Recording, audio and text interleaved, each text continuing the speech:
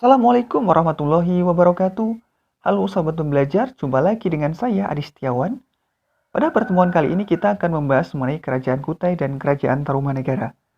Kerajaan Kutai adalah kerajaan yang terletak di lembah Sungai Mahakam, Kalimantan Timur. Kerajaan ini berkembang sekitar abad ke-4 sampai 5 Masehi. Kerajaan Kutai setidaknya dipimpin oleh 3 raja. Yang pertama adalah Kutungga. Ia adalah raja yang masih menggunakan nama asli Indonesia dan belum mendapatkan pengaruh dari India. Yang kedua adalah Raja Aswawarman. Raja Aswawarman adalah raja yang pertama kali mendapatkan pengaruh budaya India. Ia pernah melakukan upacara Fratyastoma atau upacara pensucian diri dan pemberian kasta. Raja ini dijuluki sebagai Wamsakarta atau pendiri wangsa atau raja dan dijuluki sebagai Dewa Ansuman atau Dewa Matahari. Raja yang ketiga adalah Raja Mulawarman, raja yang membawa kerajaan Kutai pada puncak kejayaan. Pada masa pemerintahannya pernah diadakan upacara pengorbanan 1000 ekor lembu yang diberikan kepada para Brahmana. Dari sisi ekonomi yang berkembang di Kutai dapat kita ketahui bahwa Kutai telah maju dari sisi ekonomi. Hal itu dapat dilihat dari banyaknya lembu yang dikorbankan. Kemudian, dari sisi budaya, masyarakat Kutai juga sudah mengenal budaya tulis-menulis, yakni pembuatan prasasti yang menggunakan huruf Palawa dan bahasa Sanskerta. Kemudian dari sisi agama yang berkembang di Kutai, yakni berkembang agama Hindu Siwa.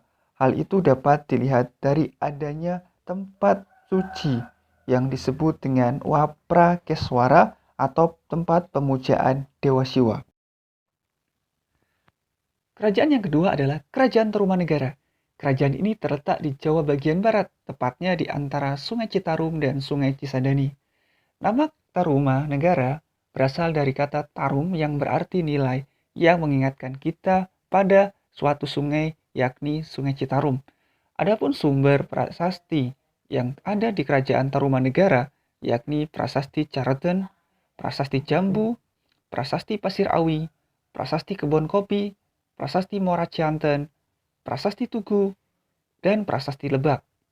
Dari prasasti-prasasti tersebut, yang paling terkenal adalah Prasasti Tugu, yang di dalamnya menginformasikan kepada kita bahwa pada masa Raja Purnawarman pernah diadakan penggalian saluran Komati yang panjangnya 6.112 tombak yang dikerjakan selama 21 hari.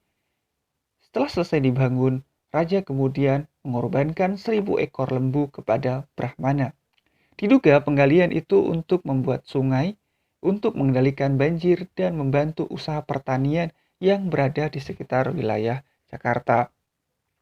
Kemudian dari berita luar negeri, nama Tarumanegara telah dikenal di Cina, yakni ada seorang musafir Cina yang bernama Fahien yang berkunjung ke Tarumanegara pada tahun 414 Masehi. Dalam catatan Cina, Tarumanegara disebut dengan istilah Tolomo.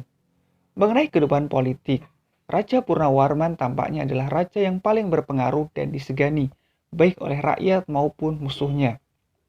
Diperkirakan bahwa Purnawarman setidaknya telah berkuasa selama 22 tahun. Pada masa pemerintahannya, Tarumanegara juga sudah menjalin hubungan diplomatik dengan Cina. Mengenai agama yang berkembang di Tarumanegara, yakni agama Hindu. Hal itu sesuai dengan pemberitaan yang dilakukan oleh Fahien. Dijelaskan bahwa penganut agama Buddha sangat sedikit dibandingkan dengan agama Hindu. Kemudian dari sisi sosial ekonomi, kehidupan perekonomian masyarakat Tarumanegara adalah pertanian dan peternakan. Hal itu sesuai dengan pemberitaan dalam Prasasti Tugu, di mana adanya pembangunan saluran sungai yang digunakan sebagai irigasi. Demikianlah pembahasan kita mengenai Kerajaan Kutai dan Kerajaan Tarumanegara. Terima kasih. Wassalamualaikum warahmatullahi wabarakatuh.